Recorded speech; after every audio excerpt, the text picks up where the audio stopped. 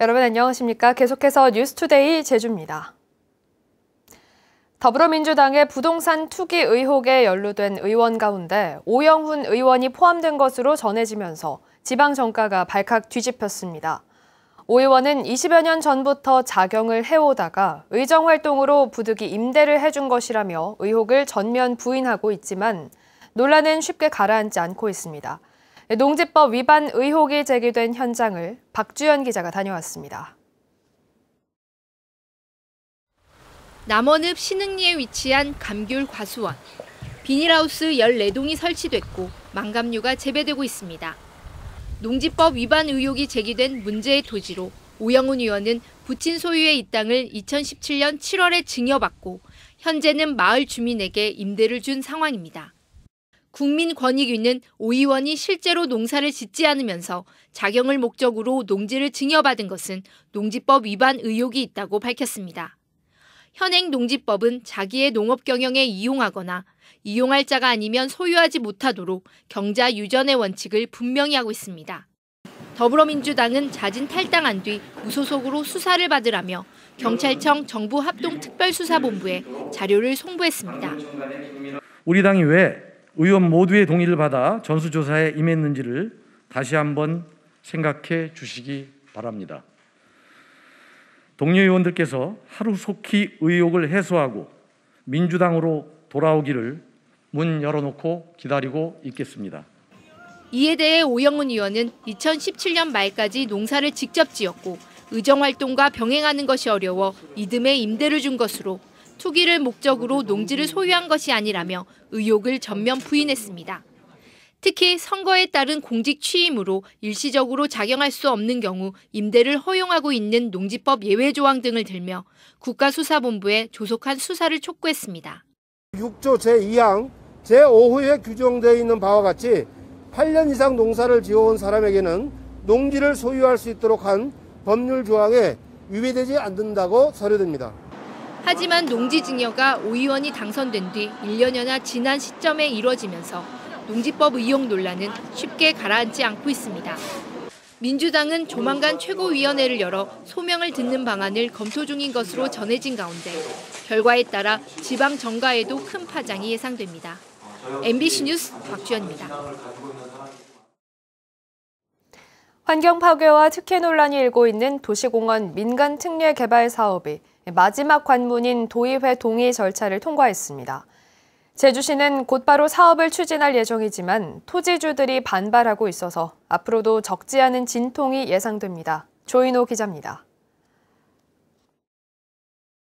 제주시가 도시공원 민간 특례 개발 사업을 추진한 지 2년 만에 환경영향평가 동의안이 도의회 본회의에 상정됐습니다. 민간 특례 사업 환경영향평가서 동의안에 대하여는 용수 공급 및 하수 처리 문제가 발생하지 않도록 대책을 마련할 것 등이 부대 의견을 첨부하여 원안 가결하였고 결국 오등봉과 중부공원 동의안 모두 재석위원 41명 가운데 찬성 31명, 반대 9명, 기권 1명으로 가결됐습니다. 시민단체가 지방선거에서 심판하겠다며 부결을 촉구했지만 사업이 무산되면 공원에서 해제된 뒤 난개발을 막을 수 없다는 제주시의 논리가 받아들여진 것입니다. 찬성 31명, 반대 9명, 기권 1명으로 의사일정 제25항은 가결됐음을 선포합니다. 이에 따라 제주시는 공원에서 해제되는 8월 11일 이전에 실시 계획을 인가하고 토지 보상 협의를 시작합니다. 2025년까지 오등봉 공원의 12%에 아파트 1,400여 세대, 중부공원의 20%에 700여 세대를 짓고 나머지는 공원으로 만들 계획입니다. 비공원 부분을 최소화해서 지금 20% 이내로 다 이제 그 공동주택 개발은 그렇기 때문에 공원을 추진하는 과정에 어떻게 더 친환경적으로 제주 시민들이 원하는 공원을 만드는 데 저희들이 행정력을 집중할 것입니다. 하지만 토지 보상비가 주변 시세보다 훨씬 낮다며 토지주들이 반발하고 있고 일부 토지주는 환경 영향평가가 무효라며 행정소송을 검토하고 있습니다. 사업자 선정 과정이 불공정했다는 논란도 여전한 가운데 전국적으로도 민간 특례 사업을 둘러싼 소송이 잇따르고 있어 추진 과정이 순탄치만은 않을 것으로 보입니다. MBC 뉴스 조인호입니다. 제주 지역의 코로나19 확진자 발생 비율이 전국 최고 수준으로 높아지면서 방역의 긴장이 커지고 있는데요. 제주도가 여름 휴가철 많은 국민들이 찾을 제주에 조기 집단 면역을 형성할 수 있게 해달라며 도민 백신 우선 접종을 정부에 공식 건의했습니다. 박성동 기자입니다. 제주시 2호 해수욕장. 본격적인 개장은 한 달이나 남았지만 이른 더위에 벌써부터 관광객들이 줄을 잇고 있습니다. 휴가철에는 사람이 너무 많을 것 같아서 일찍 여행 오게 됐고요. 그런데 요즘 또 백신도 많이 맞으셔가지고 조금 더 안심하게 오고 됐는데 도민분들도 좀 더 많이 맞으셨으면 좋겠다고 생각합니다. 최근 일주일 제주 지역 하루 평균 코로나19 확진자 수는 14.6명. 인구 100만 명당으로 환산하면 20.9명으로 서울 19.7명을 앞질러 전국에서 가장 높습니다. 변이 바이러스 감염자도 53명으로 확인됐고 역학적 연관성을 고려한 감염 추정자는 148명으로 2월 이후 전체 확진자의 20%를 넘습니다. 이렇게 심각한 감염 확산세에 다음 달 본격적인 여름 휴가철을 앞두고 제주도는 제주도민이 백신을 우선 접종할 수 있게 해달라고 정부에 공식 건의했습니다. 집단 면역을 형성할 수 있는 전체 도민의 70%인 49만 명이 맞을 수 있는 백신을 우선 배정해달라는 겁니다. 제주도는 지금도 하루 3, 4만 명이 제주를 찾고 있어 감염 위험이 높고 섬지역 특성상 확진자가 늘면 의료 대처가 어려울 수 있다고 호소했습니다. 청정 제주도의 방역이 흔들리면 심신이 지친 국민들은 갈 곳을 잃게 됩니다. 제주도의 방역 위기는 결국 대한민국 전체의 상처로 남게 될 것입니다. 제주 지역 만 20세 이상 접종 대상자는 57만 5천여 명. 제주도는 현재 11만 7천여 명이 1차 접종을 마쳤기 때문에 30만 명분을 추가로 들이면 집단 면역을 형성할 수 있다는 계획입니다. 가급적이면 7월 내에 조금 늦어도 8월 초순이나 중순 내에 이 제주도민이 70%가 접종을 맞게 되면 관건은 정부의 수용 여부입니다. 백신 물량 배분과 접종 계획은 중앙사고수습본부가 결정하는데 정부의 협조가 없으면 도민 우선 접종은 어렵기 때문입니다. 도민 우선 접종을 처음 제안한 김두관 의원과 국민의힘 제주도당 등 정치권이 힘을 보태고 있지만 택배기사와 학원 강사 등 대면 접촉 직업군도 우선 접종을 건의하고 있는 데다 다른 지역과 형평성 문제도 제기될 수 있어 정부의 결정에 관심이 쏠리고 있습니다. MBC 뉴스 박성동입니다. 한편 도의회는 코로나19 국민 심리 방역과 안전한 관광지 조성을 위한 제주도민 백신 우선 접종 지원 건의안을 재석 의원 40명 만장일치로 통과시켰습니다. 도의회는 유치원과 초중고등학생 1인당 10만 원의 제주교육 희망지원금을 지급하는 교육청 추경 예산안도 통과시켰는데 제주도는 학교 밖 청소년과 어린이집 원화도 지원하는 방안을 검토하고 있습니다. 도내 5개 학교가 코로나19 여파로 원격 수업을 진행하고 있습니다. 제주도 교육청은 교직원이 코로나19 확진 판정을 받은 구좌중앙초와 학생 3명이 확진된 한림초가 오는 18일까지 원격 수업을 진행 중인 가운데 봉계초와 세화중, 애월고 등 모두 5곳이 원격 수업으로 전환했다고 밝혔습니다. 현재 제주에서는 학생 4명과 교직원 2명이 코로나19 격리 치료를 받고 있고 어제 학생 800여 명이 등교 중지나 귀가 조치됐습니다.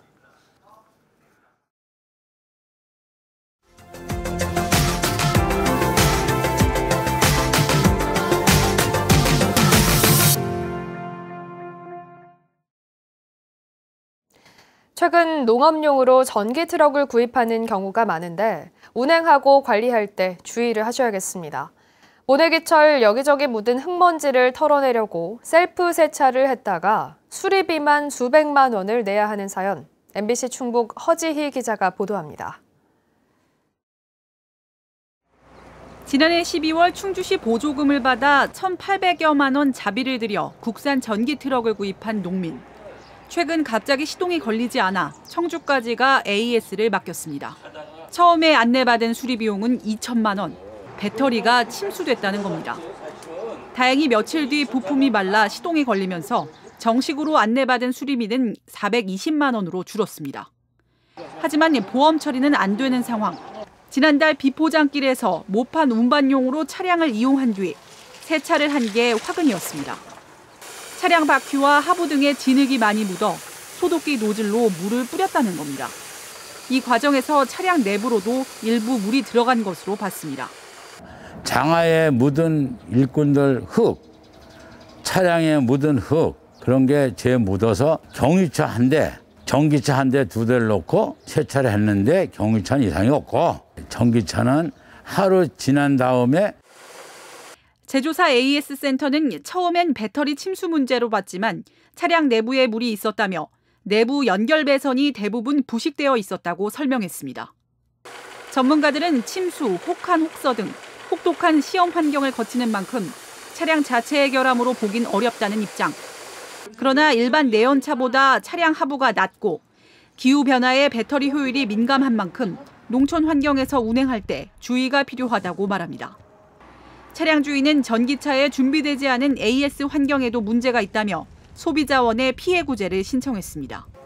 각종 보조금 혜택으로 비포장길이 많은 농촌 지역에 빠르게 보급되고 있는 전기 트럭. 꼼꼼한 사용 안내도 필요해 보입니다. MBC 뉴스 허지입니다.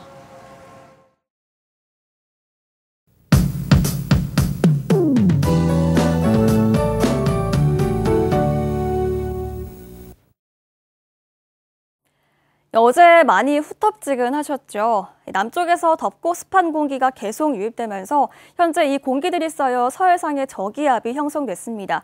오늘은 이 저기압의 영향으로 비가 내리겠는데요. 어제는 지역별로 강수의 편차가 조금 있었지만 오늘은 제주 전 지역에 비가 내립니다. 비는 오늘 오후 3, 4시경이면 남서부 지역부터 시작되겠습니다. 저녁 퇴근 시간 무렵에는 제주 전 지역으로 비가 확대되겠는데요. 내일 늦은 오후에 대부분 비가 그칠 것으로 예상됩니다. 하지만 한라산 남쪽 지역은 내일 밤까지 비가 내리겠습니다. 이번 비는 남동부와 산지를 중심으로 폭우가 예상됩니다. 내일까지 제주 산지에는 300mm 이상의 많은 비가 쏟아지겠고요. 특히 오늘 밤부터 내일 오전 사이에 이 지역을 중심으로는 시간당 30mm 이상의 천둥, 번개를 동반한 강한 비가 예상됩니다. 계곡이나 하천 등에서 물이 갑자기 불어날 수 있으니까요. 위험 지역은 가급적 피하시기 바랍니다. 그 밖에 북부 중산간과 서부 지역에도 50mm에서 100mm가량 오겠고요. 북부 지역은 비교적 강수량이 적겠습니다. 또 오늘 밤부터 내일 아침 사이에 바람도 강하겠는데요. 항공편 이용객들은 미리 참고하시기 바랍니다. 자세한 지역별 날씨 알아보겠습니다. 아침 현재의 기온은 어제와 비슷하게 시작하고 있습니다. 한낮 기온은 오늘도 북부 지역이 가장 높겠는데요. 어제 제주시의 낮 기온이 31.5도를 기록하면서 올 들어 가장 높은 기온을 보였습니다. 하지만 오늘은 구름이 껴서 어제보다 볕은 덜하겠지만 이 팬 현상으로 오늘도 북부 지역이 28도까지 오르면서 가장 높겠고요. 그 밖의 지역은 25도 안팎이 예상됩니다. 오늘 바다의 물결도 점차 높아지겠습니다. 오늘 밤에는 풍랑특보가 발효될 가능성이 있고요. 점차 물결이 4m로 매우 높게 일겠습니다. 또 안개도 짙게 끼는 만큼 선박들은 주의하시기 바랍니다. 이번 주말에는 대체로 구름 낀 가운데 낮더위는 누그러들겠는데요. 일요일에는 오후부터 비가 오는 곳이 있겠습니다. 날씨였습니다. 제주지방법원 형사 3단도 김현경 부장판사는 지난 3월 전화금융사기 범행으로 보호관찰 기간 중에 저금리 대환대출이 가능하다며 또 피해자를 속여 현금 930만 원을 가로채려다 미수에 그친 혐의로 기소된 20살 최 모 씨에게 징역 3년을 선고했습니다. 또 공범인 19살 조 모 씨에게는 징역 2년에 집행유예 3년을 선고했습니다. 김 판사는 피고 2명이 범행에 가담했지만 손해 발생이 현실화되지 않은 점 등을 참작했다고 밝혔습니다. 민주노총 전국택배노동조합 제주지부는 제주도청 앞에서 집회를 열고 우정사업본부와 택배사가 노동자들의 과로사 방지 조치를 이행할 때까지 택배 분류 작업을 중단한다고 선언했습니다. 이들은 택배 분류 작업에 인력 투입을 약속한 우정사업본부와 택배사가 이행을 1년 유예하겠다고 해 합의가 파행됐다고 비판했습니다. 제주 지역 택배 노동자는 500여 명으로 이 가운데 노조원 70여 명이 파업에 참여합니다. 제주도가 하반기 정기 인사를 다음 달 1일 예고해 2일에 단행한다고 밝혔습니다. 이에 따라 어제부터 내일까지 희망보직을 접수하고 오늘 5급 승진심사 인원을 공개하는 등 인사 준비를 시작했습니다. 제주도는 하반기 정기 인사를 매년 7월 말에서 8월에 단행했지만 올해는 별도의 조직 개편이 없어 시기가 빨라졌다고 설명했지만 원희룡 지사의 조기 사퇴 때문이라는 관측도 나오고 있습니다. 제주도가 최상위 법정 계획인 제3차 제주국제자유도시 종합계획 수립을 위해 오는 22일까지 도민 의견을 수렴합니다. 또 22일에는 제주시와 서귀포시에서 공청회가 열리며 25일 최종 보고회와 30일 국제자유도시 종합계획 심의회를 거쳐 7월 도의회에 동의안을 제출합니다. 제3차 종합계획에는 제2공항 연계 스마트 혁신도시와 청정 제주 트램, 중산간 순환도로 등 15개 핵심 사업이 포함됐습니다. 제주도가 중문관광단지를 3개 지구로 분리해 한국관광공사가 운영하도록 승인했습니다. 이에 따라 숙박시설과 상가 등 개발 사업이 대부분 완료된 중부지구와 제주 컨벤션센터 등이 운영 중이거나 건설 중인 동부 1지구, 사업 추진이 안 되거나 인허가 중인 동부 2지구로 나뉘게 됩니다. 제주도는 중문단지가 1978년 착공된 뒤 아직도 준공되지 않아 사업 진척도에 따라 효율적으로 관리하기 위해 분리시켰다고 밝혔습니다. 제주 고용시장이 안정세를 보이고 있습니다. 호남지방통계청이 발표한 5월 제주도 고용 동향에 따르면 고용률은 68.2%로 지난해 같은 달보다 1.8%포인트 높아졌고 실업률은 3%로 0.1%포인트 낮아졌습니다. 취업자 가운데는 자영업자나 무급 가족 종사자 등 비임금 근로자가 6천 명 줄어든 반면 공공서비스업과 건설업 등을 중심으로 상용 근로자가 18,000명 늘었습니다. 뉴스투데이 제주였습니다. 시청해주신 여러분 고맙습니다.